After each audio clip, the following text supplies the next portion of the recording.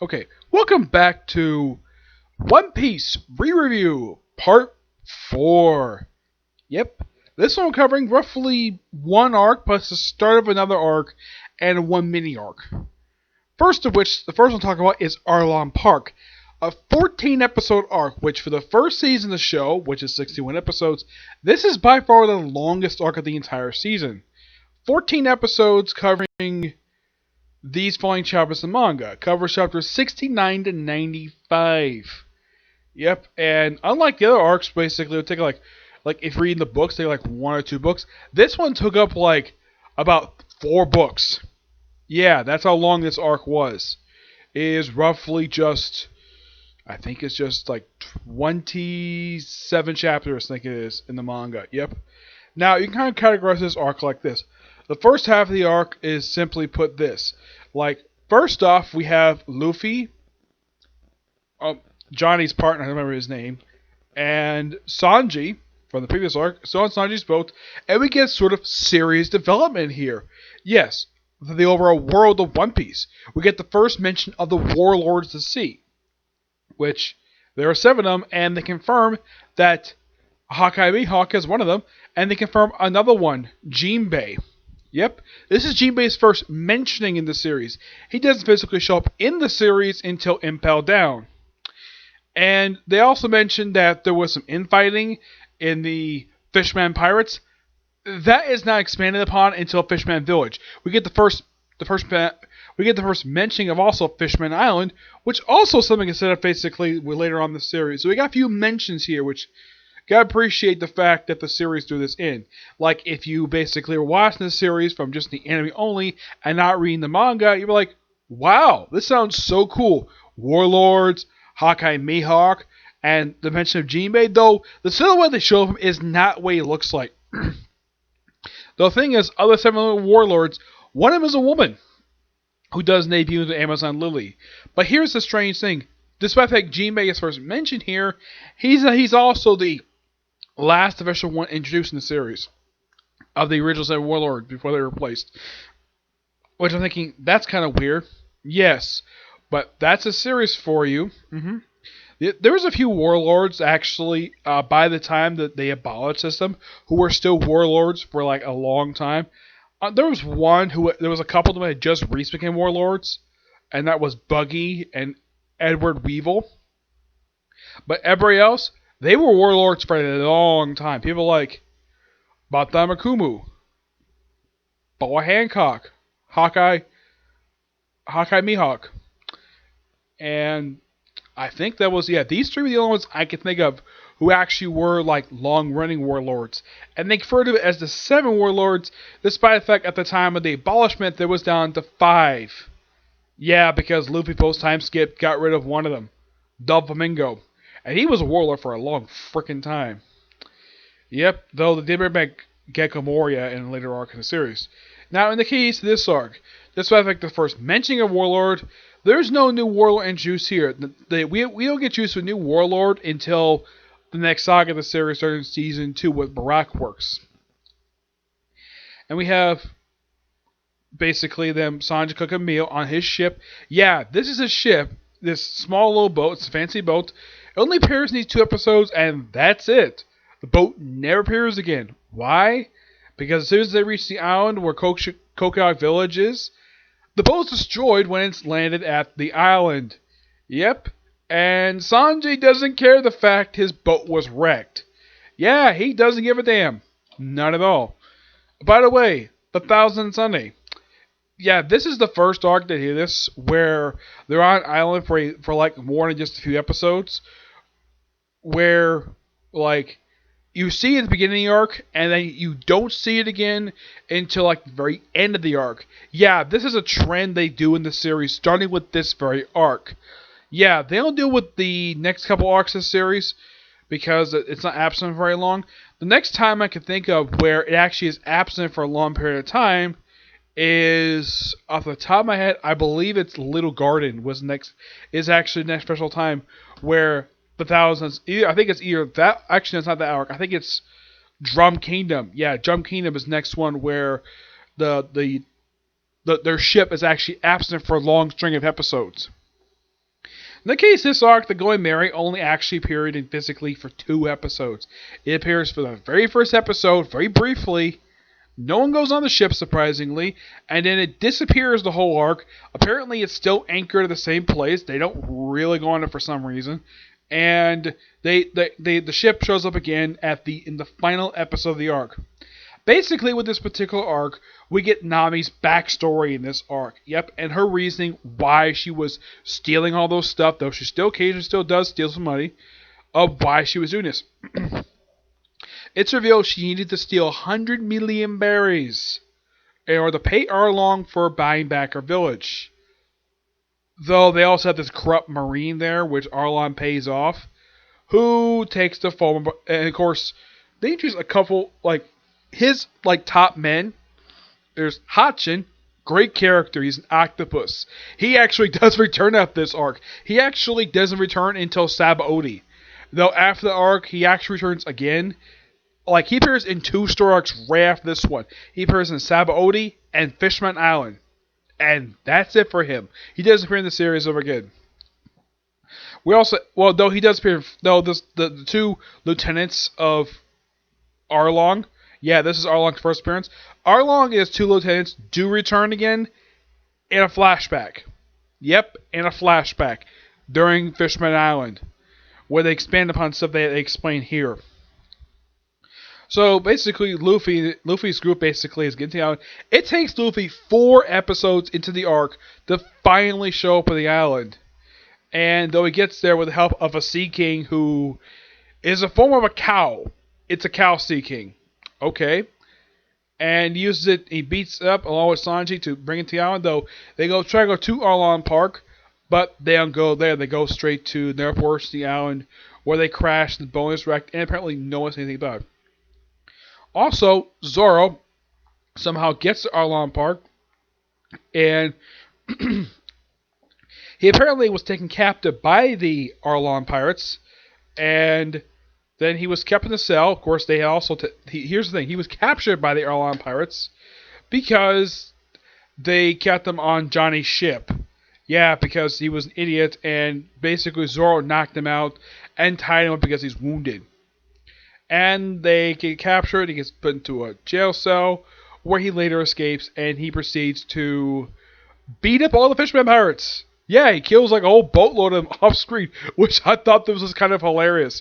It's okay, we turn away. It's kind of like a gag, basically, where you have characters where, in the case of, remember this? There was a gag from Toriko where you have Komatsu, the chef. He's eating one plate of food, and he turns to Toriko, and he's already eating 20 plates of food. And I thought this... Now, this... I don't know if this was played for the last, but I thought this was kind of funny. I had to get him back here, so he just killed a bunch of fishermen. Well, he basically sliced them up. He also apparently took one of their shirts. Yeah, by the way, Arlong's outfit is kind of weird, to say the least. Both him and Hachin do have this mark on them. Now, the Arlong symbol is basically a swordfish swirled with water. That's symbol of the Arlong pirates. There is a symbol they don't explain here. There is a symbol on Hachin's forehead where it's a sun. Okay, Luffy does mention this to him later on when he meets up with him later in Sabaody, but they don't really explain exactly what this is until Amazon Lily. Yeah, you have to wait to that arc to finally explain what that symbol is on his forehead. Of course, Arlong also has this on his chest. Arlong's outfit is simply this: a ball cap, a Hawaiian shirt unbuttoned, of course he's very bulky, and shorts and sandals. Yeah, apparently fishermen like wearing sandals for some reason. I have no idea why. Hachin's outfit: simple shirt and shorts. Yeah, for being fishermen and pirates, they dress normally. And it seems as though the guy voicing him, and this is the same guy who voiced Mr. Satan from Dragon Ball Z. Yeah, it's the same voice actor. It seemed like he was having a lot of fun with this character. Yeah, I know that the guy himself was there caught making... I heard recently, I think it was last year, him and Sonny Surratt were caught making racist remarks, and somehow the audio leaked to the internet. And as far as I know, I've heard it, but the thing is, I don't know if they've ever been criticized or chastised for this at all. I heard about it, but I'm not going to say what they said because it sounds utterly ridiculous. I mean, the guy is a good voice actor, but how in the world that someone now one of my friends Discord, obviously he got hands on his footage, on this audio footage, and I'm like, yeah, I hadn't that much of a reaction to it at all, but yeah, I'm not sure why he did this for, but he did. Him and Sonny Surratt for some reason. Yeah, but if I meet Sonny Surratt, I might ask him about this, but I may not. But it depends upon exactly when I get a chance to meet voice actors again, when I go to Comic Con again. So, Luther arrives in the island. Oh yeah, and also Usopp's there, and apparently gets killed by Nami. Of course, Arlong is the first person that Usopp. Now Usopp is the first person Arlong fights. Arlong's about to take down, like, he's about to kill the police chief. Of course, he go there because he wanted to get some. So he goes to get the weapons, and then Usopp attacks Arlong with his slingshot. And Arlong gets angry, so he proceeds to flip over a house. Yeah, apparently there was a nearby village where it was wrecked by having the fisherman pirates flip all the houses upside down. Yeah, at least they show it off, or at least he wrecks like one house. Usopp is later taken to Nami's sister's house. I don't remember her name. I think it's with N. She looks like Nami. Just here's the thing: they're not blood related, despite the fact this woman looks exactly like Nami, except she's got darker skin tan and she has blue hair. Yes, though my personal theory is of why she looks like Nami, despite the fact not being blood related, because Oda loved for using character designs. He uses it a lot. Like, I've seen over the course of this series about 50 different women who look exactly like Nami and not Nami at all. Yep. So, and then pretty much like Luffy arrives on the island that he doesn't do anything to Nami, despite that people get interested in exactly what's going on. They do spend a couple episodes explaining in flashback basically Nami's backstory. We're introduced to Bellemere. Yep, Bellemere, where she was a Marine who basically found Nami and her sister on an island she was on where it was attacked by pirates, and these two were the only survivors. And she decided, because she's a fully grown woman, and that fact that she has experience in Marines, she's like, I'm taking these two and I'm adopting them as my daughters. Yep. And here's the thing. It's shown in flashback that Nami never refers to Bellemere and never calls her mom, despite the fact that, well, she kind of really is. And they even showed Nami a few times when she was younger. Like when she took book of her navigation. And of course, Bellemere basically uses her sweet talk to try to seduce the police chief, which implies she has a thing for him, but it never goes anywhere. And then she proceeds to off-screen bop Nami in the head as a punishment. And then her sister comes and says, hey, I wouldn't, if I was still, I wouldn't get caught. And then both of them get bopped in the head. And of course, well, later on these two have an argument, which over the fact they're not related. And of course, Bellemere basically regrets what she said, so tells the blue hair, I can't remember her name, it's Nami's sister, to go get her back to make some special dinner.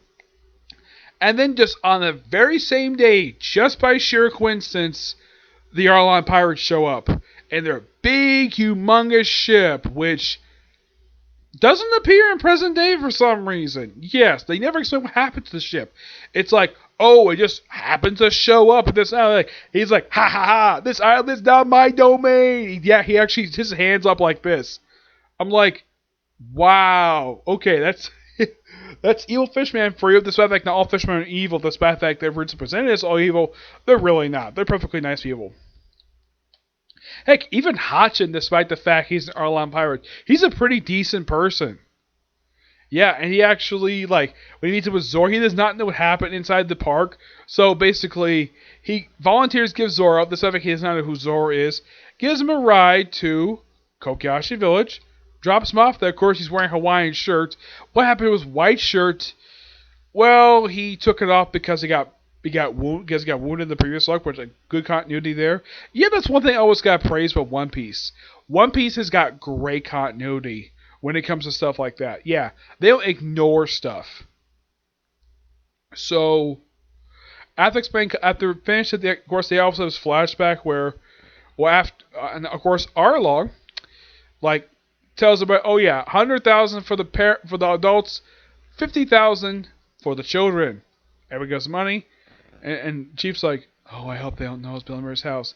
And then they notice smoke in the distance, Belamir's house, and of course Arlong is actually quite surprised the fact that Belamir is an ex-Marine.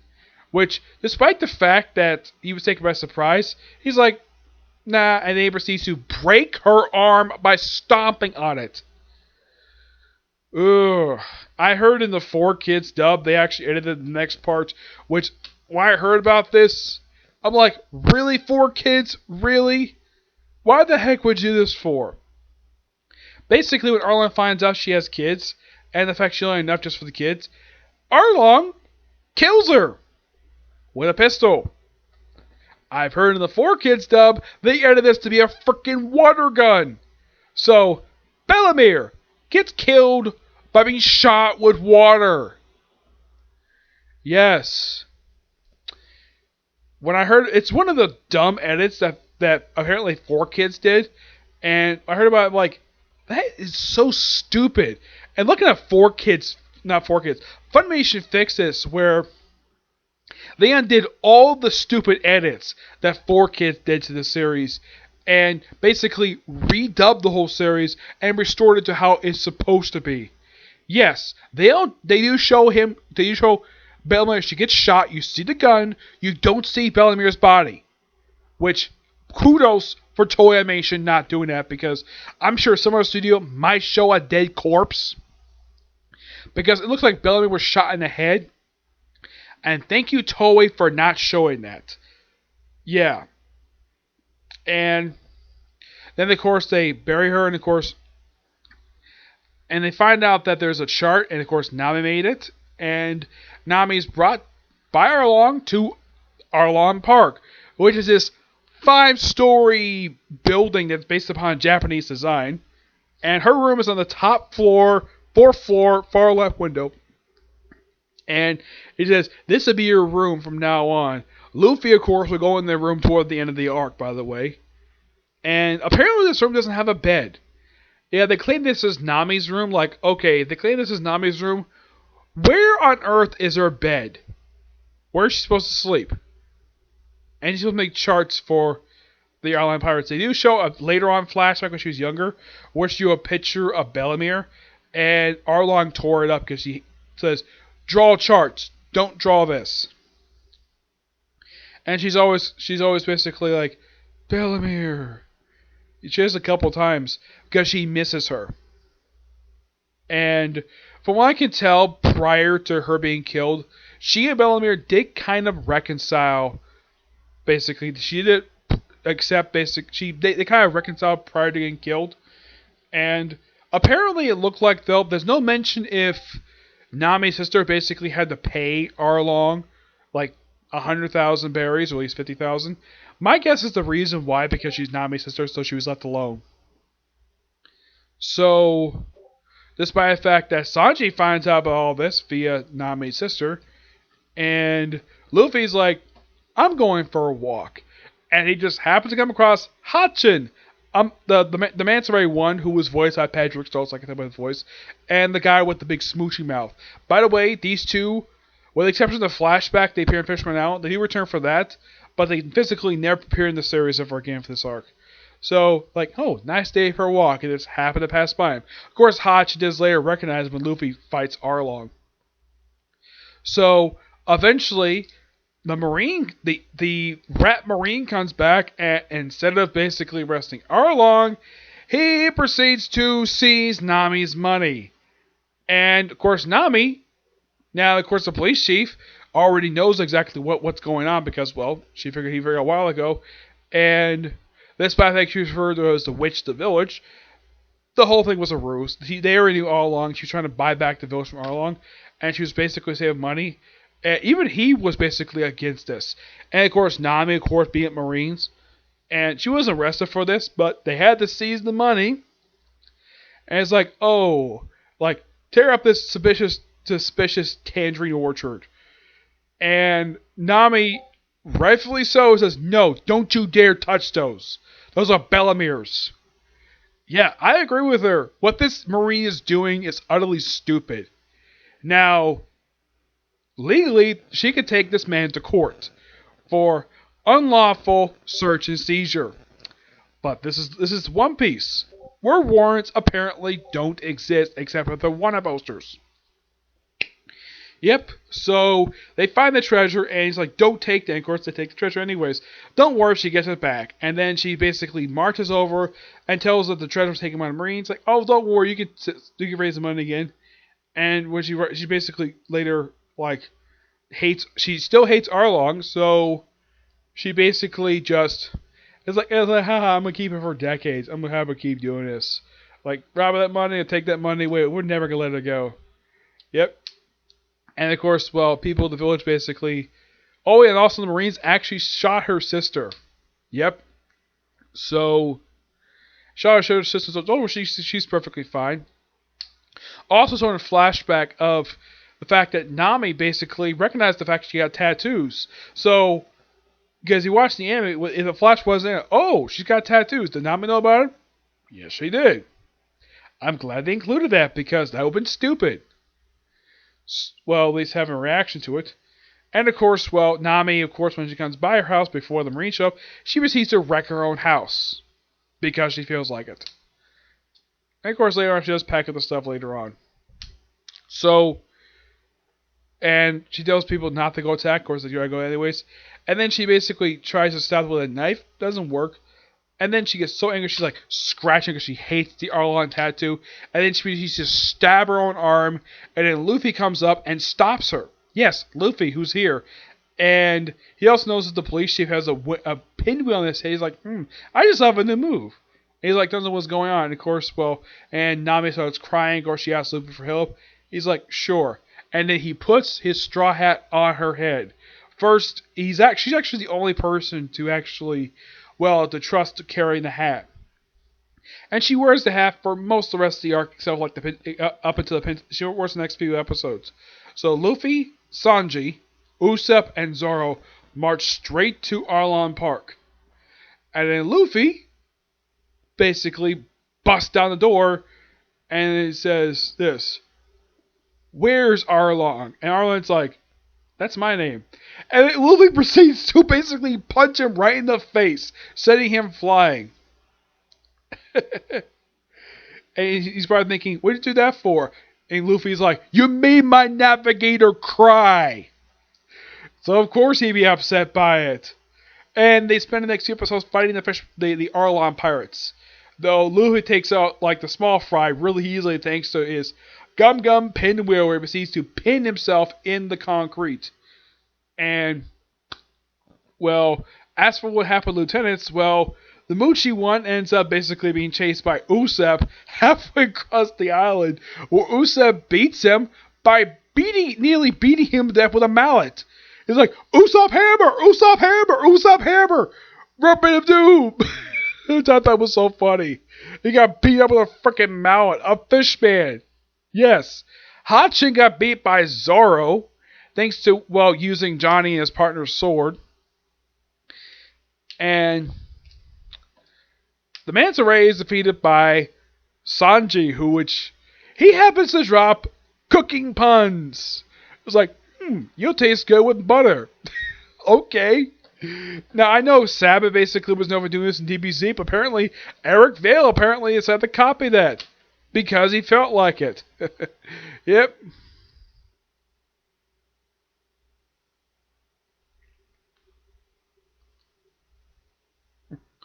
Yeah, so he just had to copy it. So, yeah, let's just have him basically do cooking puns. So Luffy, being pinned to Arlong's like, I'll just basically pick you up. So he picks him up, throws him in the water. And the police chief and Nami's sister goes out and rescues him, using Nami's sister using a sledgehammer. And eventually first they try to, well, get some air in him, and of course they smash thing. Of course, Sanji later he beats. It takes a while for Sanji to beat the manta ray fishman. First, by basically that underwater, though he does bring him to the surface thanks to basically producing air into his gills, and then he proceeds to beat the living crap out of him in less than 5 minutes.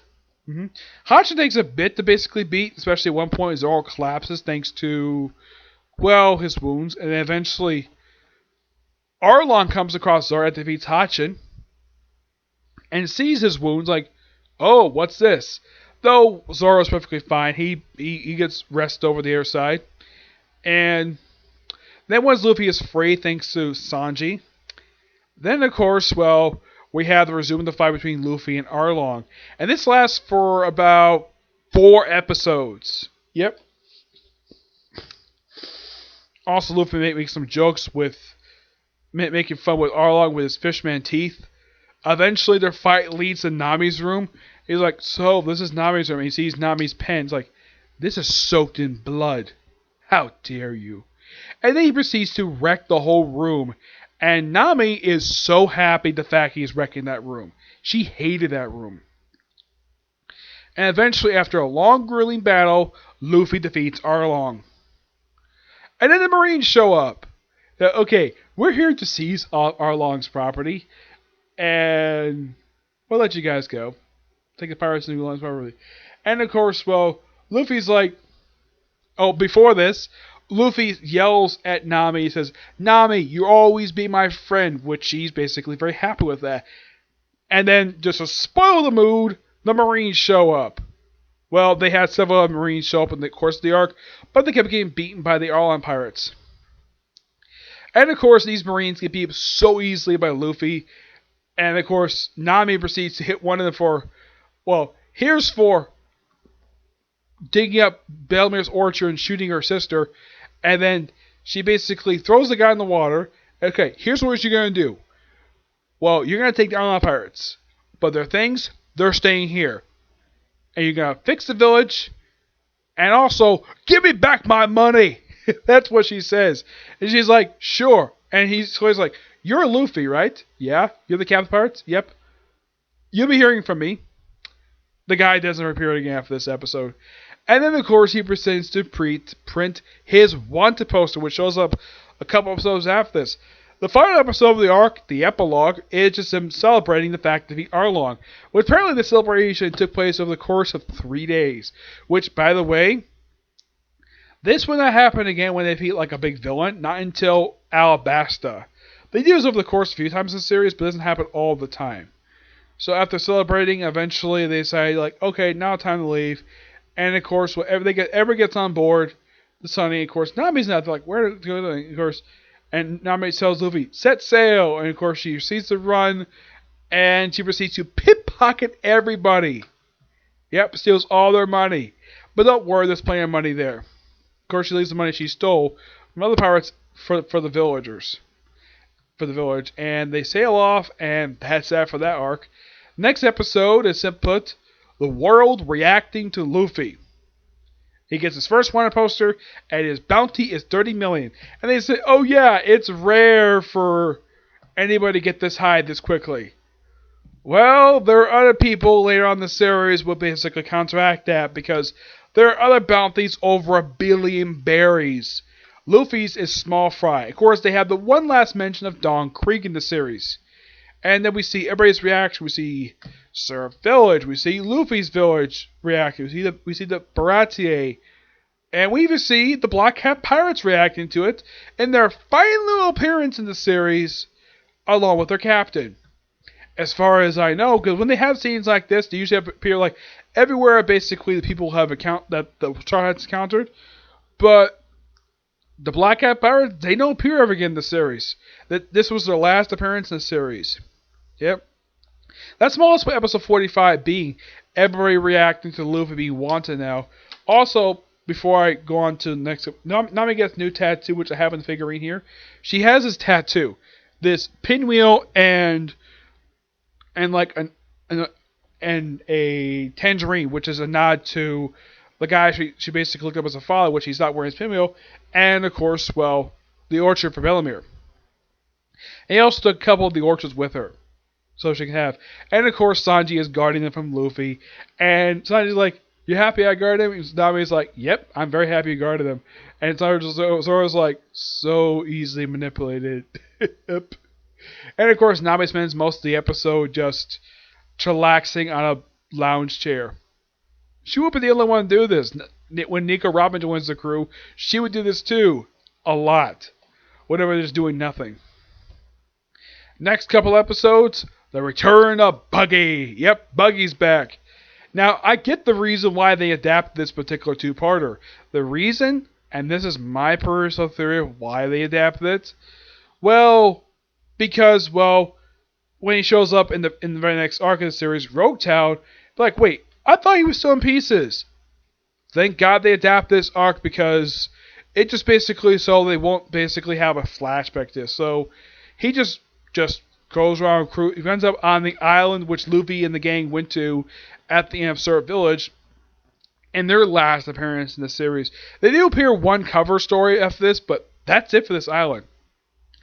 Oh yeah, the treasure, the animals, and of course Buggy hangs out with him, little Buggy. And then of course his animals fix the ship and tests out the sea and then attacked by a Sea King. Though he's saved by Alvita. Yep, Alvita, which she has gotten thin. They don't really explain why this is until the very next arc, so good mystery there. And of course, then he meets up with Buggy. They agree to team up to take on Luffy. Okay, very next episode, get back his body parts, get back his ship and crew. Which they go to the island, which he knows. He finds the grave, and of course, there's a nod to the fact he doesn't like people make fun of his nose. He's like, "I'm big grave, not nose." They're like, "Oh, grave." They're like, "Why do you use an old picture of me?" Yep. And of course, he finds his chief of staff and his beast tamer, which they were actually on the island having a funeral for Buggy, and they basically beat up themselves. You see him beat themselves up, and well, they claim it was Bear Claw Tribe. They did it themselves, and eventually he gets the body parts, and of course they're all untied. And he's like saying, "Chop, chop, chop, chop, chop." He briefly forms his body, and then of course they remember him. Of course, the crew is so happy to see him.